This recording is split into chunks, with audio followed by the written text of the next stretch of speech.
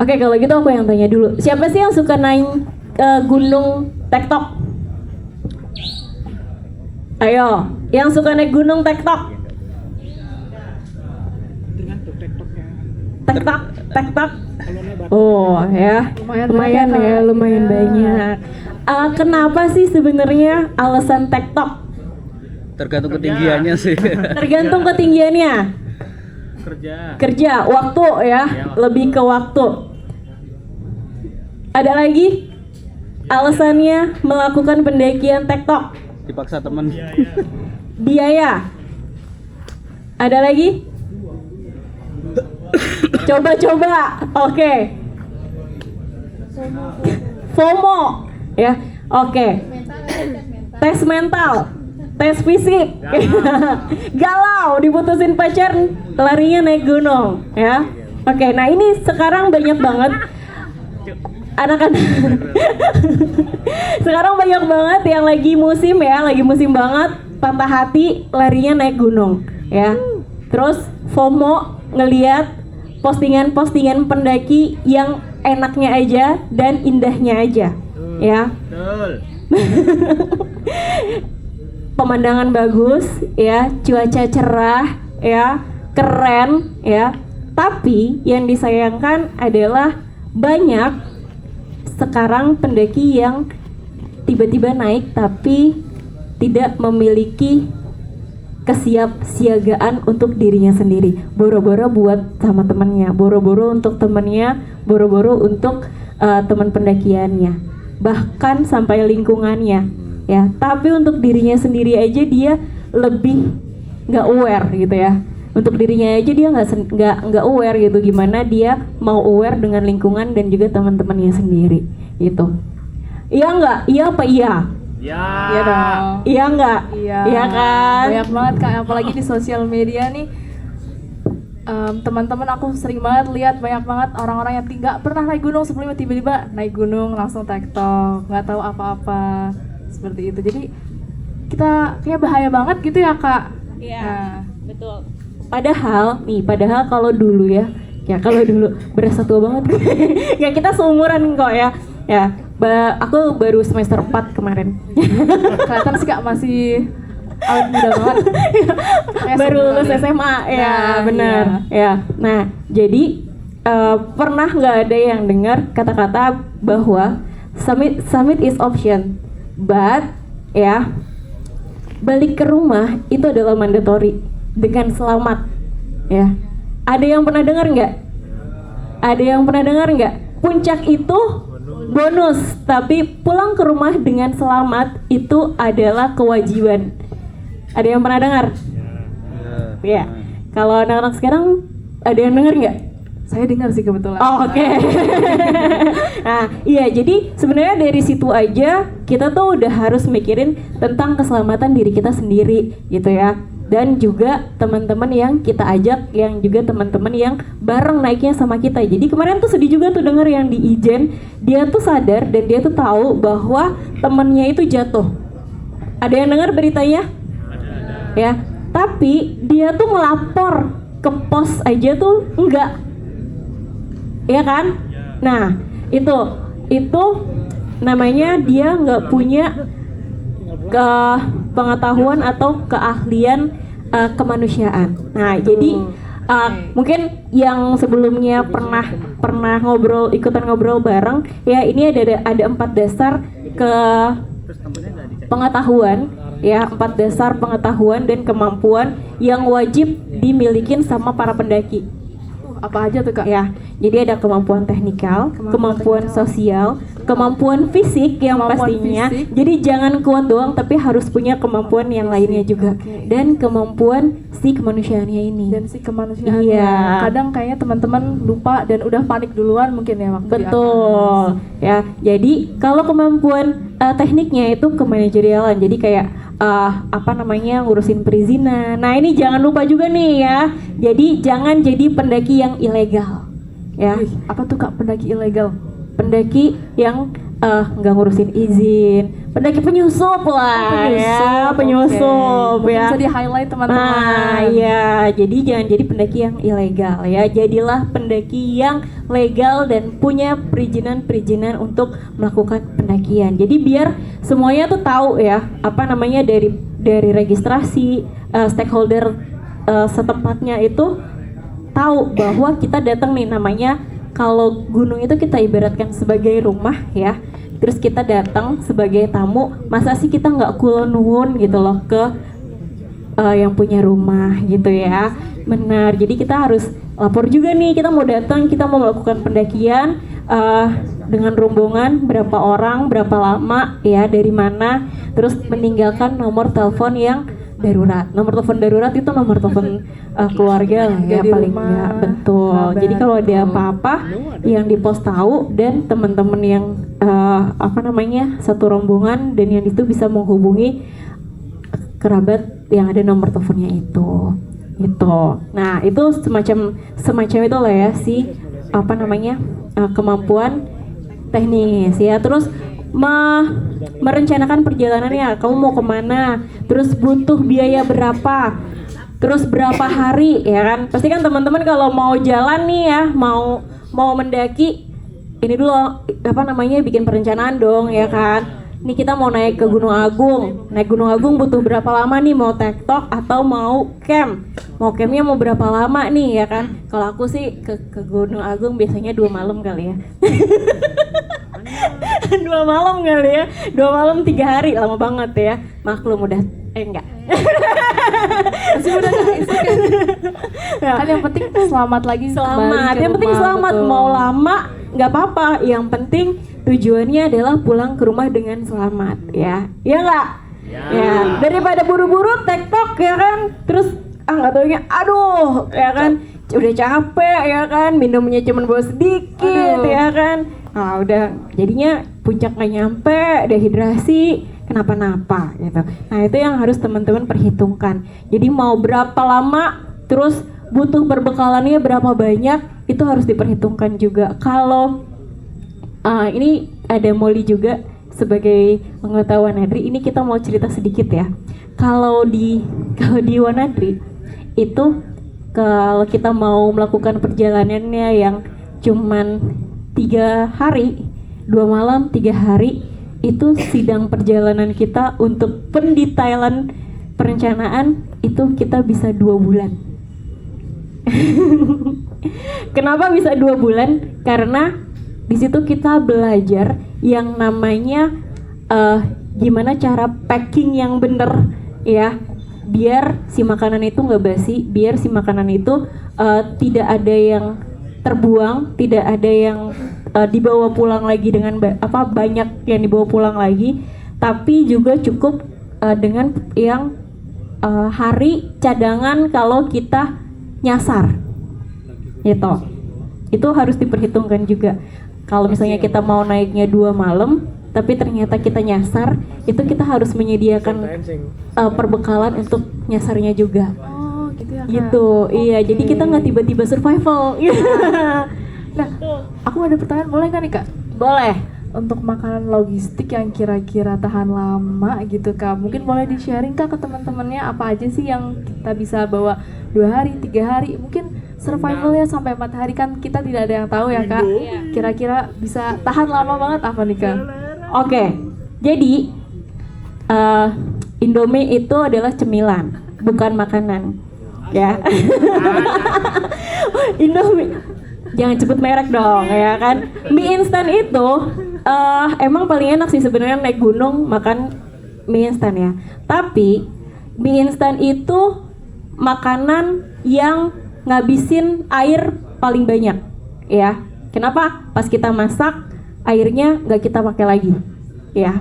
Tapi mie instan itu cuman bikin kenyang sementara, nggak ada manfaatnya, ya. Nggak ada manfaatnya, bener-bener kosong, ya. Nggak ada vitaminnya, nggak ada gizinya, ya. Jadi cuman bikin kenyang doang dan cepet hilangnya, cepet bikin lapar lagi, itu. Nah, jadi itu sebenarnya opsional, itu hiburan. Karena Cemilan. iya, hiburan. Kenapa? Karena siapa sih yang nggak doyan mie instan ya, dengan baunya aja udah jadi seleraku jadi gitu lapar ya. Iya, udah jadi seleraku ya Betul, kan. betul. Apakah aku harus jadi mie instan biar jadi seleramu? Ya, itu. Cakep, Kak. Itu ya. Nah, terus apa aja sih yang enak buat dibawa dalam perjalanan dan tahan lama? Itu banyak banget ya, rendang. Sebenarnya dari sistem packingnya. Sistem Ya, packing. lebih Kalau enak. packingnya kita bagus, itu dia bisa tahan lama. Sekarang kan udah modern ya, kayak udah ada yang di vakum gitu ya. Nah itu kita bisa bikin lauk-lauk yang memang tidak banyak mengandung air ya, kayak sayur-sayur sop gitu. Itu kalau kita packingnya kita pakein si koran atau si kertas dulu, nah terus baru kita masukin, kita vakum itu. Nah jadi dia bener-bener nggak ada udara yang masuk ke dalam packingan itu. Terus rendang ya, rendang itu kan bisa banget ya bertahan lama gitu ya. Terus tempe-tempe orek ya, abon kayak gitu itu juga. Nah terus sekarang udah banyak sih kalau perbekalan ya yang udah instan tinggal kita rebut. Tapi kalau kayak sosis, nugget yang kayak gitu kan emang nggak bisa tahan lama ya. Nah itu gimana caranya kita packing si makanan biar dia tahan lama gitu. Betul, kurangin udara di dalam packingannya gitu. Jadi kalau perjalanan kita di Wanadri emang pasti bawa sayur. Pasti bawa sayur. Penting ya, serat itu. Iya. Nah, atau caranya lagi adalah sayurnya kita jemur dulu. Kita keringin. Atau kalau ada oven di rumah kita oven dulu. Ya, kita dry dulu si sayuran-sayuran itu, ya baru kita packing. Oke, luar biasa sekali kan. Oke. Nah, terus kalau tadi kita teknik, Terus ada fisik ya. Kalau fisik udah pastilah ya. Nah, karena kayak kemarin sebelum pendidikan dasar Wanadri itu berat aku mencapai 73. 73, dan itu rasanya kayak naik itu turun ke lapangan tuh kayak yang ngap banget, dan ternyata beban yang ku bawa selama di lapangan itu mencapai 18 kilo. wow. Dan itu rasanya yang nafas tuh ngap banget. Nah ini makanya kenapa kita harus latihan fisik sebelum kita melakukan pendakian. Oke, latihan Iya. fisik berarti penting banget. Iya. Nah tapi, ini yang kita temukan kemarin di PDW ya, pengalaman sedikit ya. Kan sekarang banyak yang trail run itu ya, si pendaki tektok itu kakinya memang sangat kuat. Karena dia siapa sih lari gitu kan, udah lari nanjak ya kan. Pasti Tentunya kakinya sudah sangat terlatih kuat, ya. nggak meragukan kakinya, terus larinya cepet ya kan. Tapi ternyata ketika kita mendalami di tes fisik itu bagian atasnya dia itu tidak memiliki kekuatan yang cukup baik ya. Jadi ketika dan tidak memiliki latihan waktu lama tuh endurance-nya tuh tidak terlalu bagus ya. Jadi ketika dia jalan, dia long march pertama di Wanadri itu adalah kurang lebih 18 sampai 22 kilo ya, jalan pertamanya. Itu dia udah mulai sakit di sininya. Udah mulai kebas gitu, karena upper body-nya dia jadi lemah. Karena yang dilatih seringnya adalah bagian kakinya aja. Itu.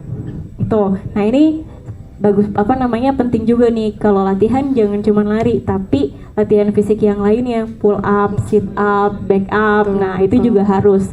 Ya, jadi jangan cuman latihan si kakinya aja. Berarti harus full body. Betul. Latih dulu ya. Betul. Nah, terus gongnya adalah ternyata latihan yang paling cocok buat kita para pendaki itu adalah jalan kaki santai tapi bawa beban. jalan kaki santai dan bawa beban. Iya, ya benar ya, bawa Beban hidup. beban hidup. Beban hidup ya, itu kayak udah otomatis ya kan, beban hidup ya kan. Udah ada beban, tanpa beban hidup lagi. Benar, Kita ya kan? Jadi lebih efektif mungkin Benar, nggak? lebih kuat Lebih kuat jadinya. Kak, iya. Iya. Itu nah, jadi kemarin apa namanya? Dari evaluasi yang kita dapat dari si siswa-siswa kemarin adalah latihan yang paling cocok untuk kita adalah latihan berjalan dengan santai yang agak naik gitu ya. Berarti kita Ya. cari elevasinya. Benar, Kak. elevasinya.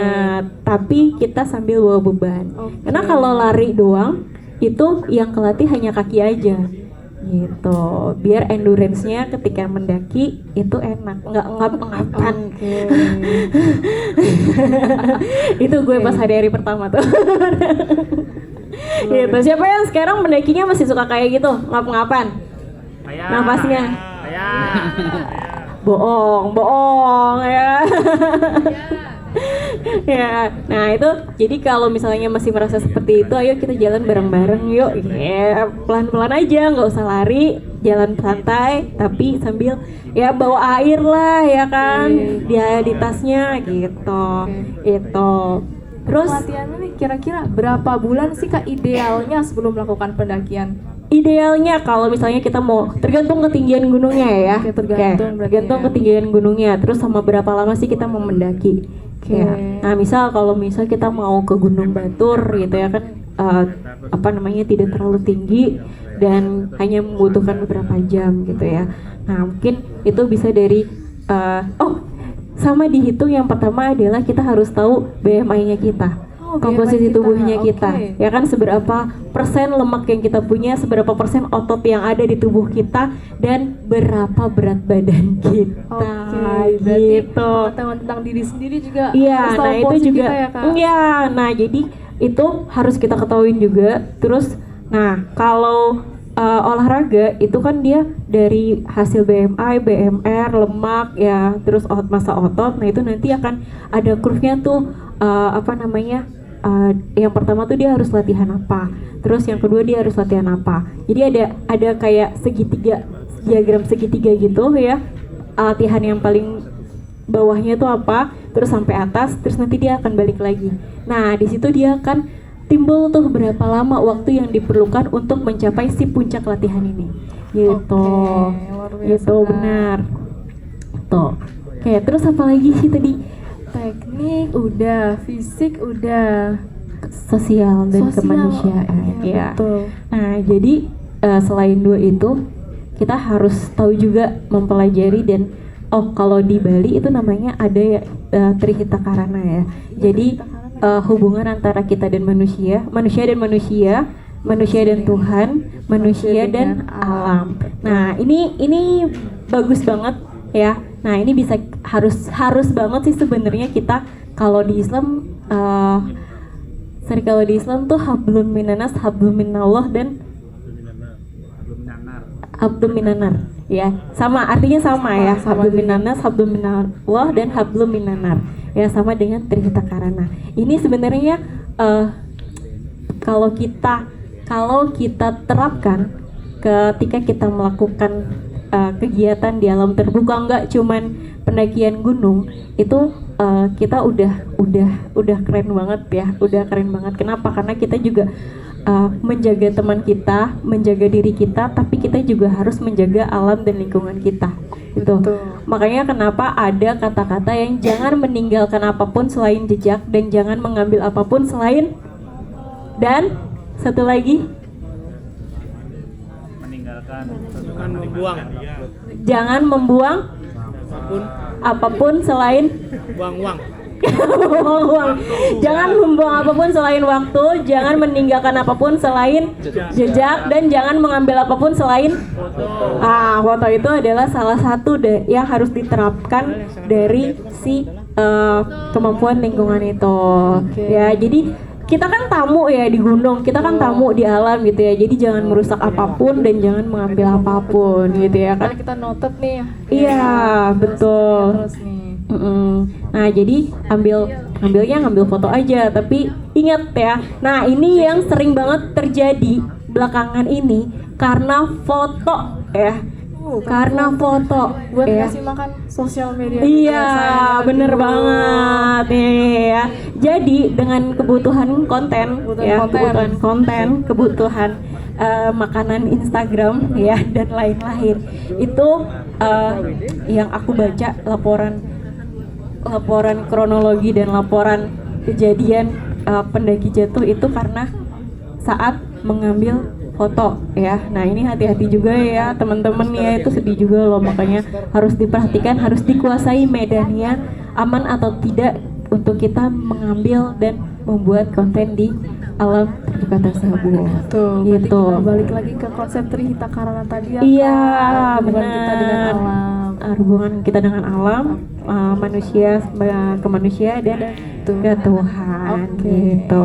Yang terakhir adalah kemampuan kemanusiaan. Kemampuan Iya. kemanusiaan. Kemampuan kemanusiaan itu adalah, jadi kita juga harus tahu memilih teman dalam perjalanan itu adalah kunci kesuksesan perjalanan kita.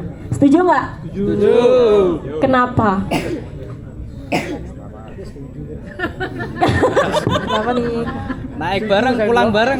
Naik bareng, pulangnya juga harus bareng ya. Benar ya kan. Jadi jangan kita bawa temen, aku bawa kamu tapi aku udah capek nih, kamu duluan aja gitu ya. Terus kamu tetap ninggalin aku. Oh, bahaya Nah, itu. itu bahaya ya. Jadi kalau naiknya berenam, pulangnya juga harus berenam ya. Jangan berkurang dan jangan bertambah. Kalau bertambah tapi kenalan dulu, beneran nambah ya sampai bawah is okay. Nambah relasi. Iya, Oke. benar. Syukur-syukur bertambah yang baik ya. Nah. Syukur kan. Iya, nah itu kemampuan kemanusiaan, kemampuan sosial ya. Jadi kita tahu kita bertindak sebagai teman, sebagai teman perjalanan itu harus seperti apa. Jangan sampai nggak peduli sama diri sendiri dan jangan sampai nggak peduli sama teman seperjalanannya. Betul. Itu. Gitu. Oke. Ada yang mau ditanya nggak? Coba kita tanya audiens kita malam ini kan. Oh, oke, benar. Ada yang mau ditanyain atau mungkin ada yang mau sharing rekan-rekan Ada yang mau sharing juga? pengalaman mendakinya mungkin. Ada yang mau ditanyain? Oh, oke, boleh. Bapak-bapak ini, bapak-bapak boleh, bapak-bapaknya Silakan. boleh kalau mau bertanya. Berapa yang ini dulu? Jadi kita diskusi ya, jangan jadi satu arah, tapi kita diskusi aja. Ya, terima kasih. Perkenalkan nama saya Sastro dari Tualang. Mau menanyakan kalau pendakian tektok ataupun camping di musim cuaca seperti ini, apakah aman untuk kita? Itu aja. Oke, nah ini cuaca ya. Nah tadi kemampuan ini masuk ke dalam pengetahuan teknik dan kemampuan teknik nih ya. Jadi kita juga harus tahu cuaca itu seperti apa ya. Bahaya nggak sih cuaca yang lagi ekstrim, berubahnya tidak menentu, tiba-tiba panas yang sangat ya, tapi tiba-tiba juga hujannya deras banget disertai angin ya. Bahaya atau enggak? Udah pasti bahaya sebenarnya ya. Tapi ada tapinya. Ketika kita punya kemampuan yang tadi ya, persiapannya bagus, itu juga bisa dilaksanakan ya. Itu tergantung dari kitanya ya. Dan juga kesiapan kita, udah siap belum sih kita nih untuk menghadapi si cuaca yang ekstrim ini. Dari perlengkapannya udah siap atau belum, fisiknya udah siap atau belum, makanannya udah siap atau belum, uangnya udah siap atau belum. Gitu. Makanya kalau kita mau melakukan sebuah perjalanan, yang kita butuhkan pertama kali sebenarnya bukan uang, bukan fisik, tapi job safety analisisnya yang harus kita ketahui. Safety analisisnya, oh kalau misalnya saya naik ke gunung yang ini dengan kondisi yang seperti ini, yang akan terjadi, yang kemungkinan akan terjadi adalah hipotermi, kepleset, jatuh, masuk jurang. Nah, terus untuk menghindari yang itunya, itu kita harus seperti apa? Oh, alat-alatnya berarti saya harus bawa sleeping bag yang tipenya seperti ini. Terus obat-obatannya kita harus bawa yang seperti ini. Obat-obatan harus bawa apa aja, kayak gitu. Terus berapa lama? Terus kontak daruratnya kita harus menghubungi siapa? Rumah sakit terdekat dari gunung yang kita daki itu di mana? Gitu. Terus siapa nih yang nemenin? Terus kalau ada apa-apa siapa yang bisa nge-rescue dan emergency rescue prosedurnya seperti apa? Itu yang harus kita siapkan dalam melakukan sebuah kegiatan di alam terbuka, bukan cuma naik gunung doang. Itu. Yang pertama kita lakukan adalah job safety analysisnya. Gitu. Dan bagaimana biar perjalanan kita itu aman dan nyaman. Gitu. Jadi tergantung si job safety analysisnya itu siap atau enggak kita melakukan perjalanan di kondisi cuaca ekstrim. Nah, ini cerita sedikit juga ya kemarin. karena kemarin sebenarnya baru selesai pendidikan dasar Wanadri dan kebetulan aku jadi komandan kesehatannya kemarin. Kita latihan di dalam kondisi yang bisa dibilang sangat ekstrim. Kenapa? Karena saat di Medan Gunung Hutan kemarin itu kita 9 hari tidak bertemu dengan matahari, sama sekali nggak ketemu matahari, mendung, angin, dan pas hari terakhir 36 jam itu kita hujan terus-terusan nggak berhenti, sama sekali nggak berhenti, nggak ada jeda sama sekali tuh hujan 36 jam hujan angin. Itu bener-bener yang jadi malam-malam pagi pun ya tengah hari jam 12 siang itu kita ngerasa kayak jam 4 sore jam 5 sore mendung itu. Terus malam tuh kayak yang ya udah mencekam hujan angin brrrr, gitu. Nah kan si pelatih itu kan tidurnya cuma pakai flight sheet ya. Ada tenda tapi tendanya itu hanya diperuntukkan untuk emergency para siswa gitu. Siswanya juga tidur pakai ponco dan bivak alam gitu. Itu tuh kayak yang bunyi tuh tenda apa sih kena angin tuh gimana sih. Nah terus ketika tidur pohon kita udah menghitung kalau misalnya ini akan tidur pohon yang akan terjadi akan banyak siswa yang mengalami hipotermi. Nah di situ kita udah berunding tuh si tim kesehatan pelatih itu udah ngeliatin tuh nih si siswa yang udah mulai menggigil yang mana aja. Terus nih si survival harus dilaksanainnya tuh sesuai schedule atau kita harus percepat buka puasanya, itu harus diperhitungkan. Nah itu namanya job safety analysisnya ya kan. Walaupun udah kita perhitungkan sebelumnya tapi balik lagi kita nggak tahu ya kapan kita hujannya jam berapa apa segala macam kita nggak tahu. Nah itu juga harus dilihat-lihat juga. Nah itu jadi kita bikin dan bener banget ketika abis tidur pohon tahu nggak berapa orang yang hipotermi? Berapa tuh kak? 6 orang. 6 orang hipotermi. Itu juara banget ya. Kayak jadi apa sih itu tuh bener-bener yang tapi alhamdulillahnya Stungkarenya itu kita udah mempersiapkan hal-hal yang paling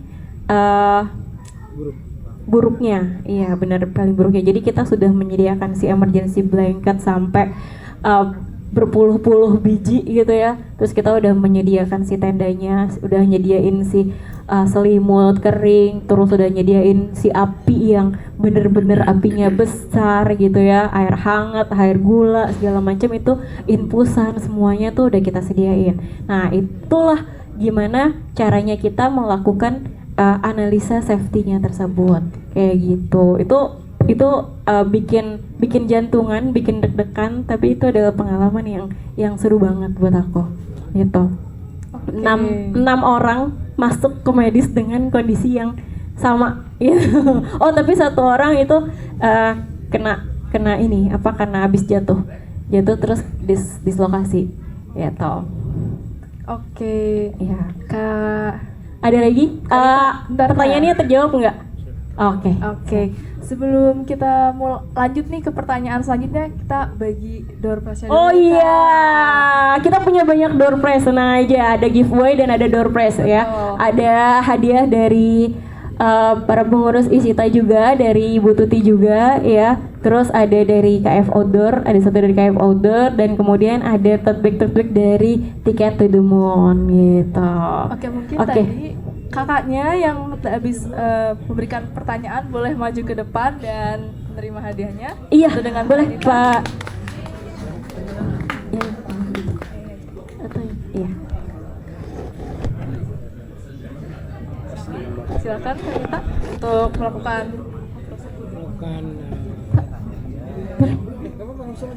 Langsung aja Mbak. Terima kasih. Oke. Ya silakan banyak door prize. Oke. terima kasih. Jadi banyak-banyak nanya karena door prize kita banyak, ya. Oke, ada lagi? Tadi pertanyaannya cukup menjawab jawabannya? Oke, pertanyaannya cukup menjawab pertanyaan.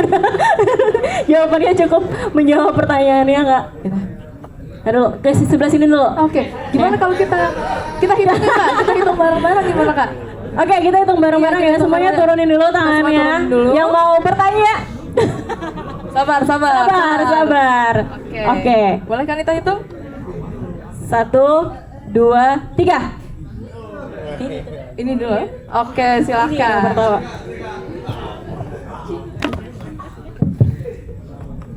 Sebelumnya perkenalkan, nama saya Gong Angga dari Menwa Unut. Saya izin bertanya, apa pendapat kakak tentang fenomena akhir-akhir ini FOMO naik gunung? Oke. Aku langsung jawab ya. Salam kenal Gong Angga. Ya. Ya. Saya Nita. Nggak boleh ganjen soalnya ditemenin sama suami. Dari tadi agak deg-degan karena banyak berondong. Suami suruh pulang. Suami. Langsung diri dong tuh suami gue.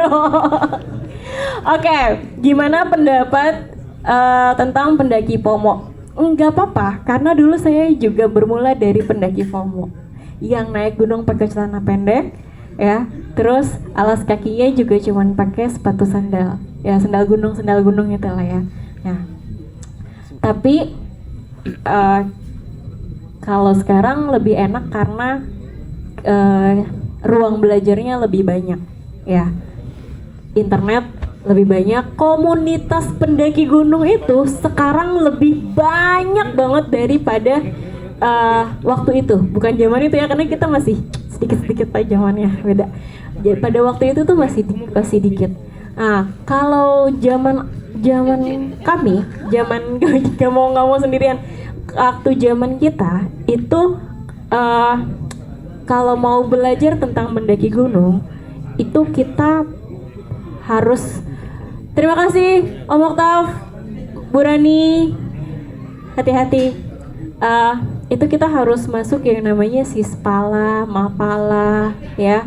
Tapi kalau sekarang nggak harus mengalami dan nggak harus masuk itu dulu, ya kan? Kayak sekarang ada banyak nih komunitas-komunitas pendakian kayak Tualang, ya, kayak Nuraga Indonesia, terus Satuko gitu.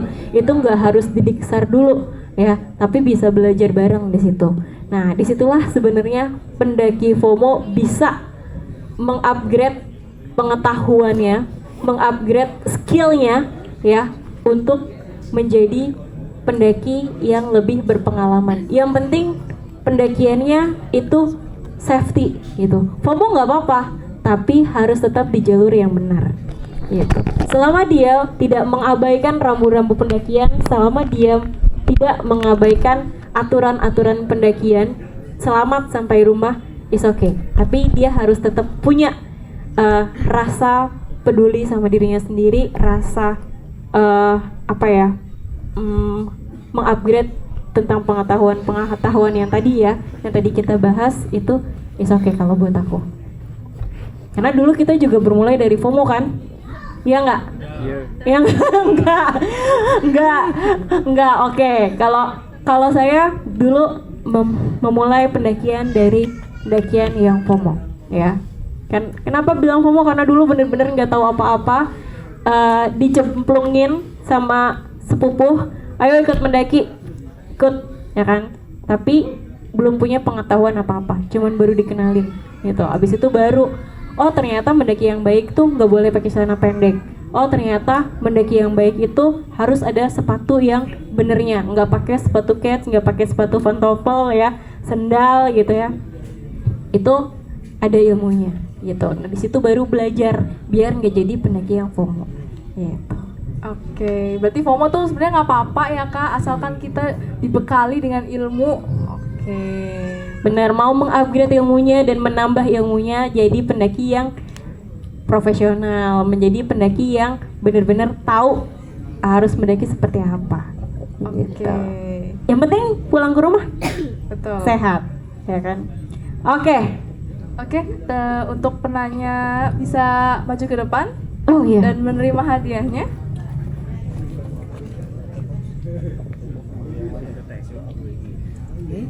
Yang itu aja dulu. Itu nanti door prize yang aja. Yang besar juga boleh. Sama tasnya nggak apa-apa. Langsung aja. Terima kasih. Oke, luar biasa sekali. Foto dulu dong. Foto dulu. Terima kasih. Cepetan. Oke, terima kasih. Oke, selanjutnya. Luar biasa sekali antusiasnya. Di sini sudah. Mungkin kita ke teman-teman yang di belakang dulu ya Kak. Boleh mungkin kakak yang pakai baju hitam? Silahkan. Ini buat para perempuan ya. Sebelumnya aku mau ngucapin Happy International Women Days untuk para perempuan-perempuan. Hai semuanya, kalian hebat sekali, perempuan-perempuan hebat ya, perempuan-perempuan hebat yang berada di lingkungan yang banyak laki-lakinya ya. Soalnya kan pendaki-pendaki perempuan juga masih sedikit ya kalau dibandingkan dengan laki-laki ya. Tapi jangan berkecil hati. Tunjukkan kepada dunia bahwa perempuan itu bisa berdiri di kakinya sendiri dan bisa membuka pintunya sendiri di tengah-tengah laki-laki yang hebat ini. Tepuk tangan untuk para wanita.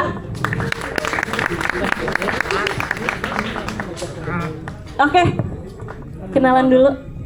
Baik, selamat malam semuanya. Terima kasih untuk kesempatannya. Sebelumnya, perkenalkan, nama saya Dayu Putri, salah satu anggota di Tualang Indonesia.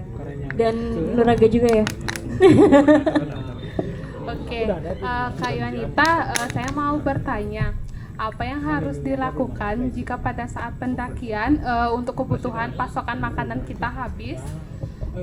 Dan pada saat itu situasinya sudah malam, apa yang harus kita lakukan?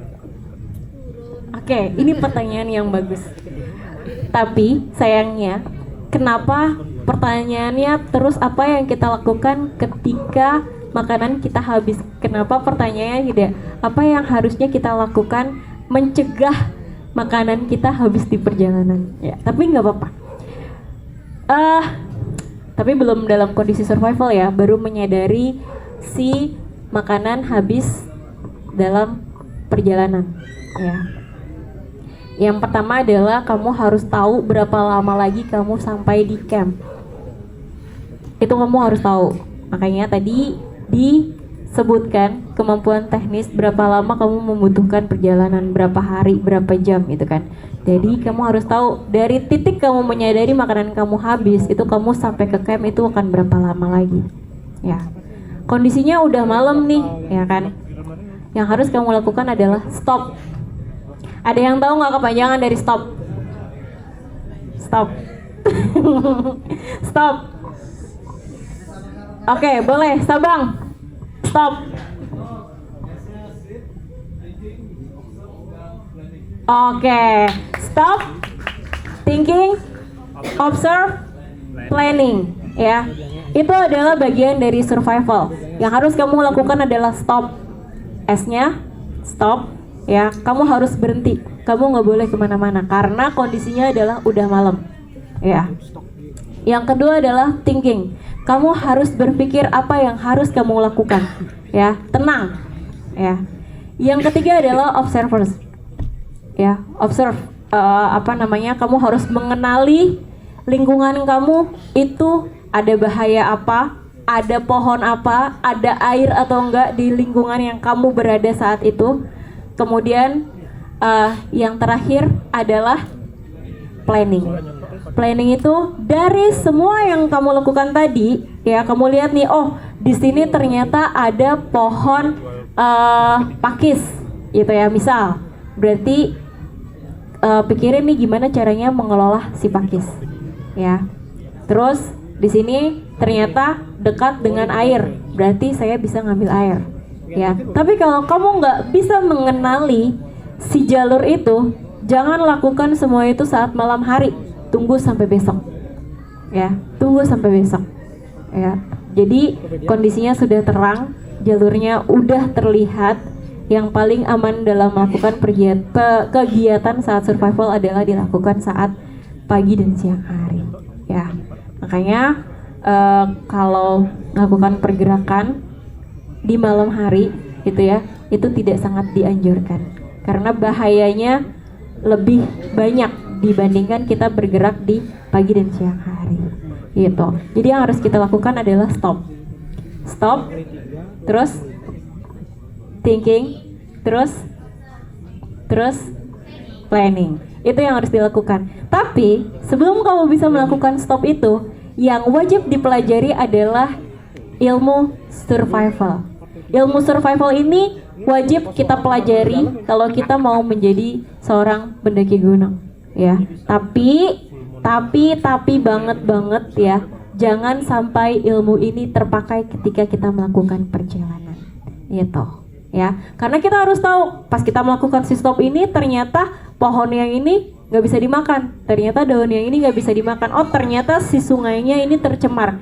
Nah itu kenapa kita harus melakukan harus belajar si ilmu survival itu.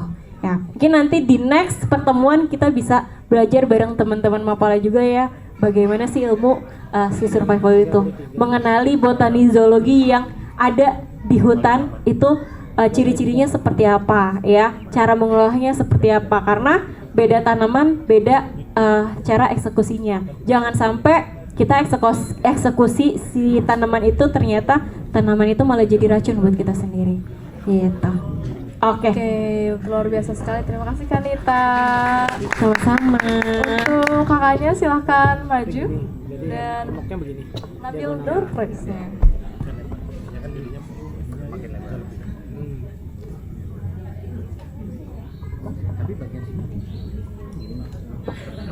Ping.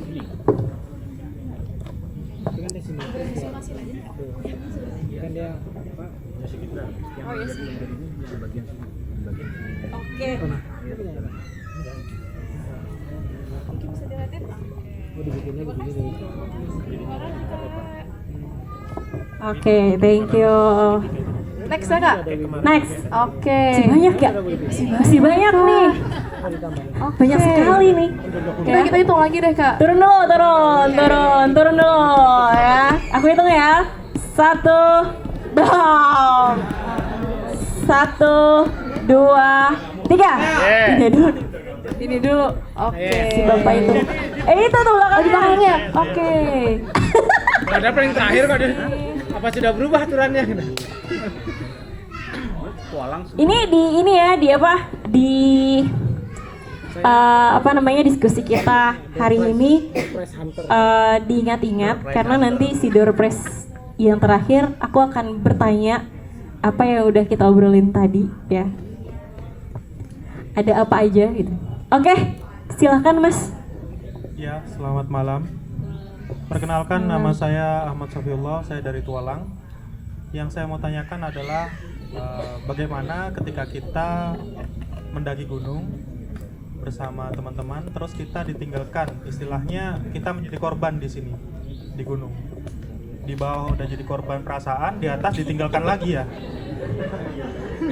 Jadi itu Kak, terima kasih. Curhat banget apa gimana? Ini curhat banget nih. Itu ya tadi gimana sih caranya kita mencari teman perjalanan yang baik ya, biar nggak kejadian jadi korban perasaan terus ditinggal, ya ditinggal lagi sayang-sayangnya lagi kan. Tambah deh ya kan, mau naik gunung mau menyenangkan hati tapi ternyata naik gunung malah tambah makan hati gitu ya. Jangan sampai kayak gitu. Yang pertama itu tadi kita harus belajar ilmu survival ya. Tapi kalau kasusnya kayak gitu kita kasih tanda-tanda juga ya. Biasanya kalau bawa tas ransel itu ada peluitnya juga. Nah, sebenarnya si peluit itu adalah barang wajib yang harus kita bawa di pendakian gunung. Sadar nggak kenapa di ransel-ransel kita, di belt sininya, itu ada peluit kecil. Nah, itu buat memberikan tanda-tanda juga SOS, sinyal SOS buat para pendaki lainnya, bahwa kalian ada di situ, ya kan? Nah, terus tergantung juga nih sama kondisinya, ya kan? Kalau kondisinya masih oke, terus tahu jalan dan sudah tidak terlalu jauh, minumannya masih oke, terus makanan masih oke, ya, hafal ya, terutama hafal jalur itu, silakan dilanjutkan jalannya. Tapi kalau misalnya tidak tahu jalan, kondisinya juga tidak punya makanan, tidak punya minuman, silahkan stop. Balik lagi, stop, ya. Kalau belum pernah naik gunung yang ini nih, terus udah sadar kalau kita udah mulai nyasar gitu ya. Nah, kondisi survival itu banyak dan sering terjadi karena kita nggak sadar kalau kita dalam kondisi tersesat atau tersasar. Jadi enak gue jalan gitu ya, nyelonong gue jalan gitu ya, padahal kita tidak berada di jalur yang benar. Itu kondisi survival yang sering terjadi gitu, ya.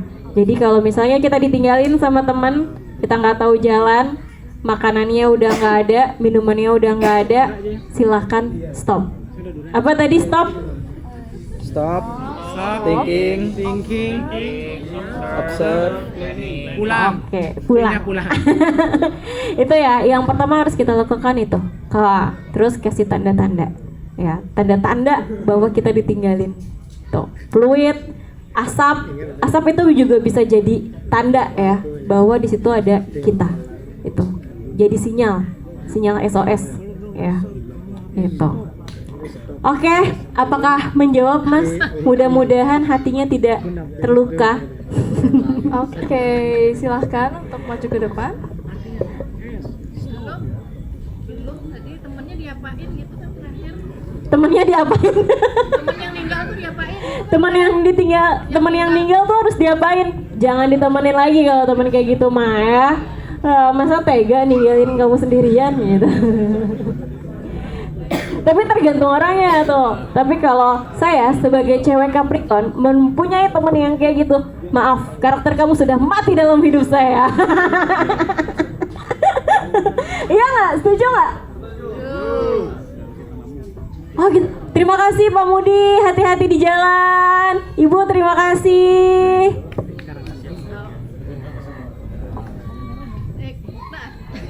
Oke. Oh ya, ini dulu deh nih. Ini dari tadi udah berkali-kali nih yang pakai shawl hijau. Iya. Boleh duluan bertanya. Ya. Ini dari Sispala ya? Terima kasih sudah hadir dari Sispala mana? Perkenalkan, nama saya Iwayan Arandika dari Sispala Mitra Sandiloka di Sekolah SMK Pariwisata Triatmajaya Badung. Oke. Ini bukan berondong lagi nih ya. Jadi Anak. Jadi saya ingin bertanya, saat kita tersesat dalam pendakian, apa yang harus kita lakukan?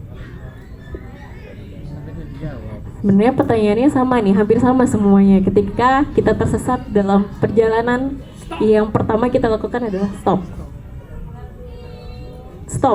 Jadi misal kita tuh keluar dari jalurnya gitu. Stop. Tetap stop. Ya, tapi ada selain stop, ada yang bisa kita lakukan. Ya. Kita cek perbekalannya, kita cek minumnya, ya. Dan kita cek kita ada di mana. gimana caranya kita mengecek ya, padahal kita nyasar nih. Gimana caranya kita ngecek keberadaan kita? Ada di mana sih nih kita gitu? Ada yang tahu nggak? Hah? Ada yang tahu nggak caranya mengecek keberadaan kita ada di mana?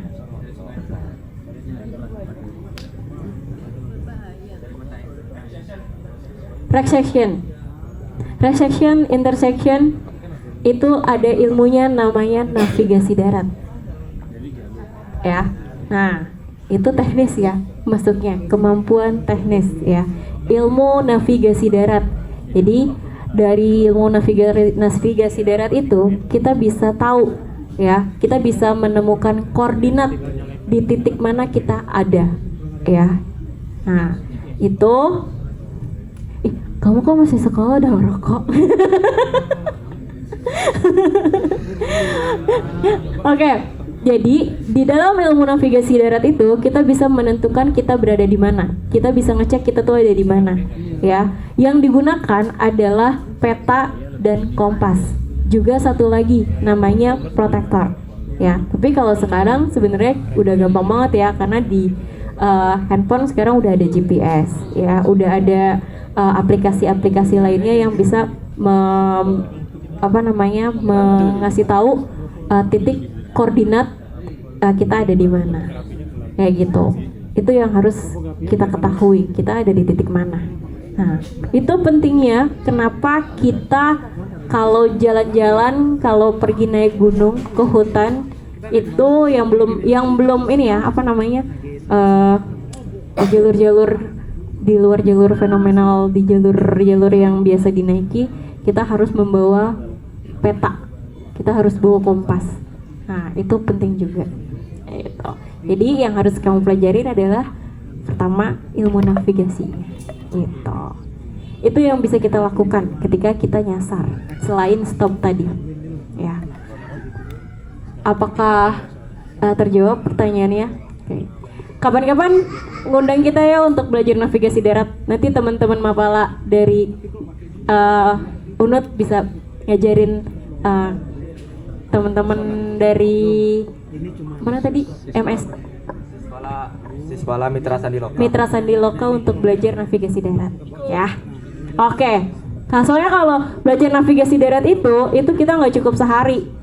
Ya, tapi kita butuh beberapa kali pertemuan dari pengenalan alat, pengenalan peta, ya, karena kita punya banyak banget peta yang ada di Indonesia, itu banyak banget jenisnya, dan peta yang bisa kita pakai itu jenisnya apa untuk naik gunung itu banyak banget. Terus kita belajar baca koordinat, kita belajar resection, intersection, dan banyak lagi yang ada di ilmu navigasi darat itu. Gitu. Oke, boleh kesini dek. Tuh kan kita sepantar. Kan kita sepantar. Oke. Terima kasih, sampai ketemu lagi. Mulai deh.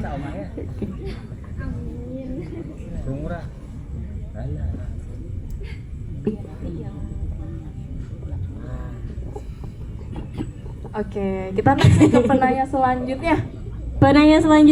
Belum, sabar. 1, 2, 3. Bukan nggak dilihat sini kan? Dari sini udah. Mau kita hitung lagi, Kak? Oke, di sebelah sana ya. Oke, boleh untuk kakak yang pakai baju hitam.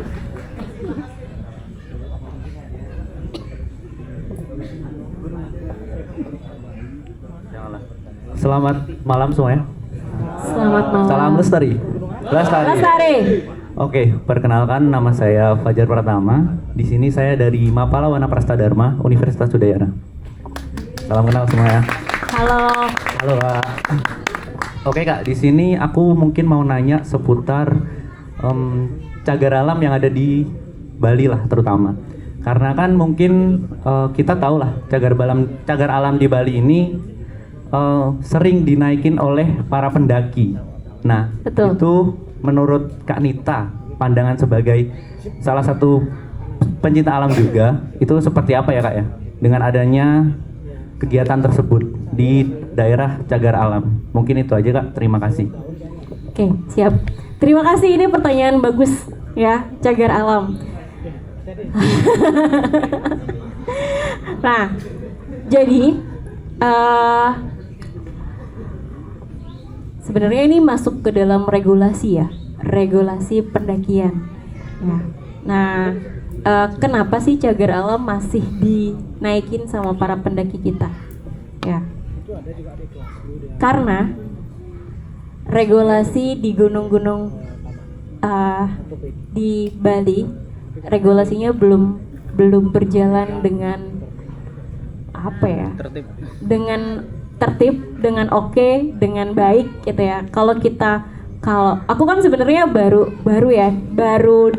di Bali tuh baru, dan belum semua gunung aku naikin.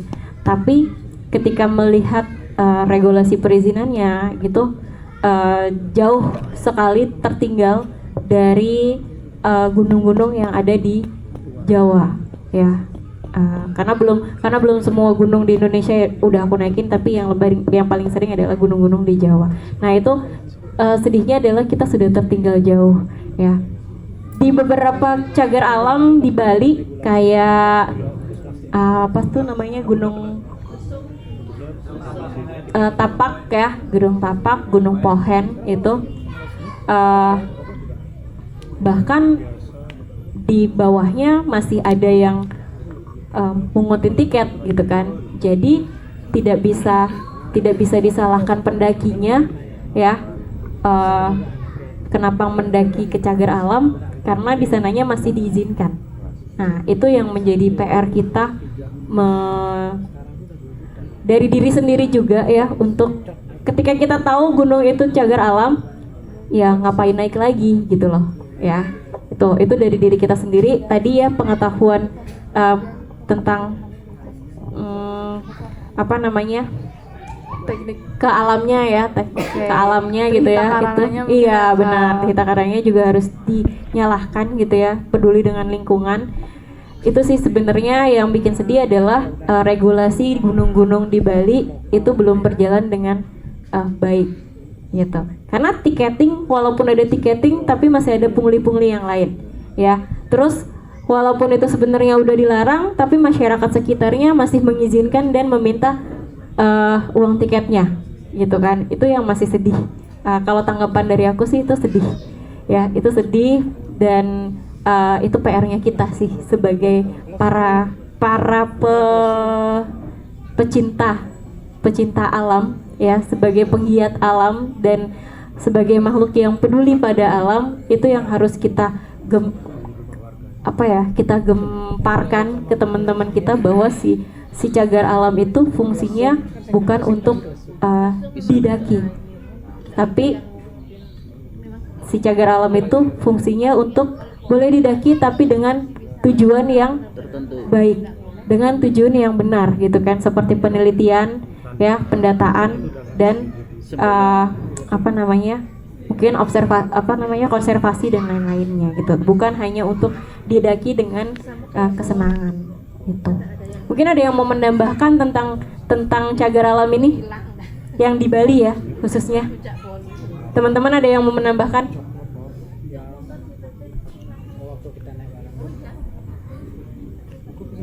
Ada yang mau menambahkan tentang cagar alam?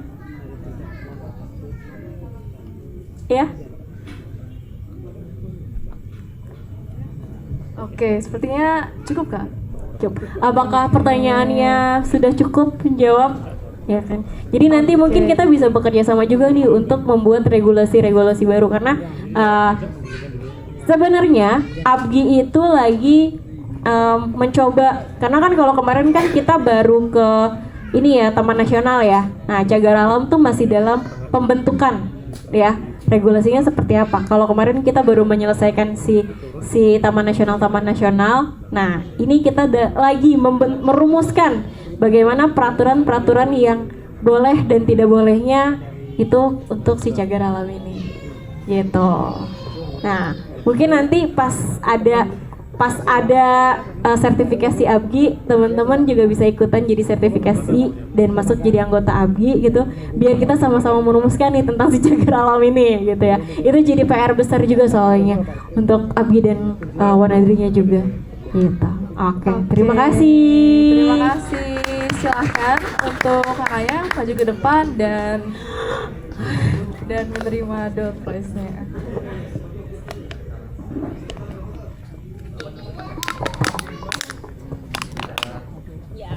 Siap.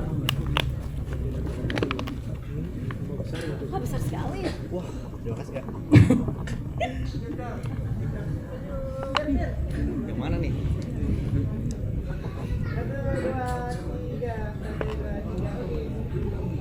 Thank you ya. Salim. Berasa tua di sini. Oke, thank you. Mau lanjut lagi Kak? Yang cewek dong, yang cewek baru satu loh. Oke, kita open questionnya buat yang cewek. Yang cewek.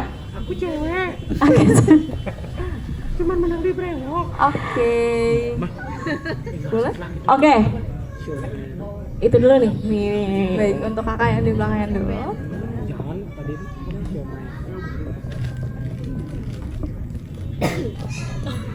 Tadi aku kesana mirip. Oke. Iya, nggak apa-apa. Baik, selamat malam semuanya. Sebelumnya, perkenalkan nama saya Daisandia. Saya dari Nuraga Indonesia. Di sini saya mau bertanya. Sebelumnya saya ini salah satu pendaki POMO. Nggak tahu apa-apa. Tapi kebetulan untungnya ketemu sama teman-teman dari komunitas-komunitas pendakian yang selalu mengajarkan saya gitu. Tadi kan Kak sempat bilang kita harus dengan persiapan yang matang, sepatu yang sesuai, pakaian yang sesuai. Nah, sepatu yang seperti apa itu, pakaian seperti apa, dan kalau misalnya kita mendaki lebih dari 1 hari, itu hal krusial apa yang perlu kita siapkan dan kita bawa. Terima kasih. Oke. Menarik sekali ya. Sendal apa, sepatu apa ya yang dipakai untuk mendaki gunung ya. Kalau naik gunung es harus pakai sepatu salju ya. Harus pakai sepatu yang ada apa tuh namanya, runcing-runcingnya itu? Tampon ya, pakai tampon. Ya, yang pasti naik gunungnya harus pakai sepatu gunung ya. Nah, bedanya apa sepatu gunung sama sepatu cats atau sepatu jogging biasanya? Bedanya ada di tapaknya, di gripnya ya. Nah, itu beda. Kenapa? Karena sepatu gunung itu dia punya grip, punya vibram yang lebih cengkramannya lebih tajam gitu ya. Jadi nggak licin lah ketika kita mendapatkan medan yang mungkin habis hujan atau batu yang ada lumutnya gitu ya. Terus bajunya baju apa ya? Usahakan ya celananya itu celana yang ringan, celana panjang ringan ya, cepat kering, quick dry ya, tapi jangan yang terlalu tipis-tipis juga ya. Terus tidak disarankan untuk pakai levis ya. Kenapa? Karena kalau levis itu kan dia punya bahan yang tebal dan kasar ya. Susah kering. Kalau basah dia berat banget ya. Terus ketika kita jalan, kalau nggak, aku capek duduk. Jadi kalau misalnya kita jalan pakai levis itu nggak di gunung aja, di hari-hari kayak gini kelamaan jalan pakai levis biasanya sininya sakit, panas ya. Nah, jadi itu dia mengakibatkan friksi di pahanya dan itu bisa bikin paha kita lecet lama-lama ya kan, iritasi dan akhirnya merah, lecet, jadinya luka. Jadi kita jalannya nggak nyaman gitu. Terus kemudian bajunya seperti apa? Bajunya yang pasti harus sopan. Terus bahannya nyaman dipakai, juga cepat kering. Kenapa? Kalau misalnya hujan di dalam perjalanan itu nggak bikin kita lama pakai baju yang dalam kondisi basah, karena kita akan mengeluarkan keringat juga ya kan. Jadi basahnya nggak cuma karena hujan aja, karena basah keringat juga gitu. Jadi pas kenapa baju-baju gunung itu lebih banyak yang quick dry ya, karena biar dia cepet keringnya dan kita tidak menyerap udara basah ke dalam paru-paru, karena kalau kita pakai bajunya basah kelamaan, paru-paru kita pasti bakalan lebih cepat sakit ya, lebih cepat ngap, lebih cepat sakit dadanya gitu ya kalau dalam pakai baju yang basah gitu kan, dan mengakibatkan hipotermi juga gitu. Terus persiapan apa yang paling krusial ya kan? Semua persiapan untuk mendaki gunung itu sifatnya krusial, maka semuanya harus dibawa. Yang butuh dibawa apa aja itu banyak banget ya kan? Berapa lama kamu mau mendaki, kemana, itu yang akan menjadi list alat kamu ya kan?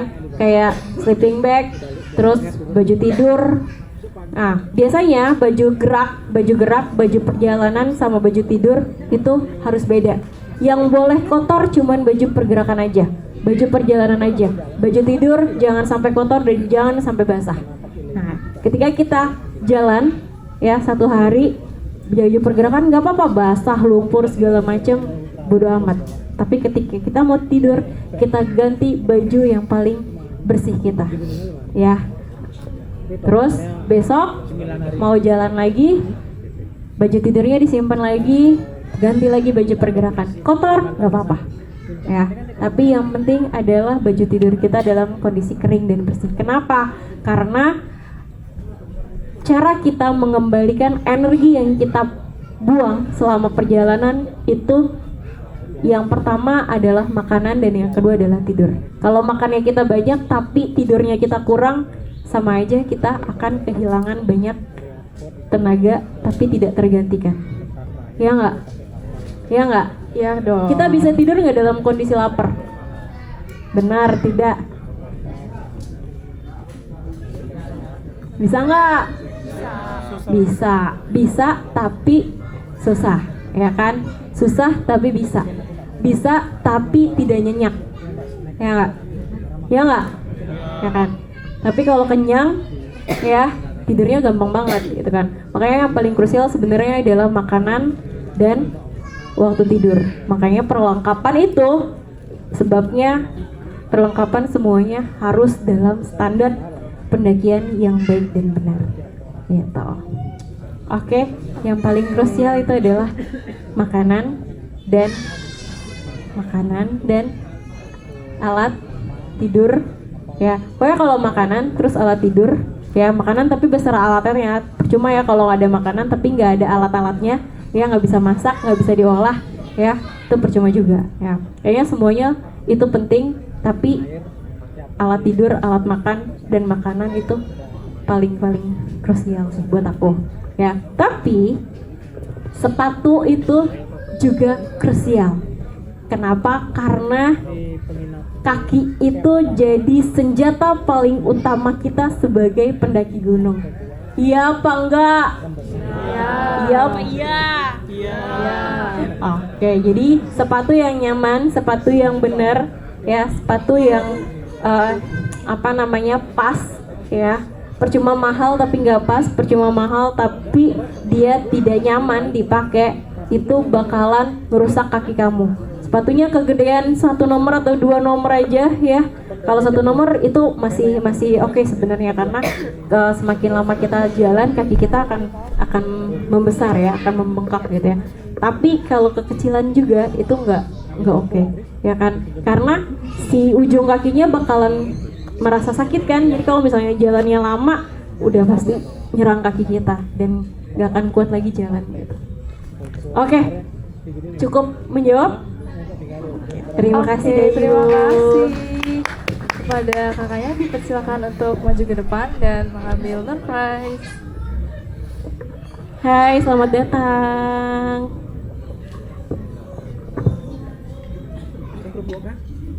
Mungkin teman-teman ada yang punya pengalaman mau cerita tentang mendakinya?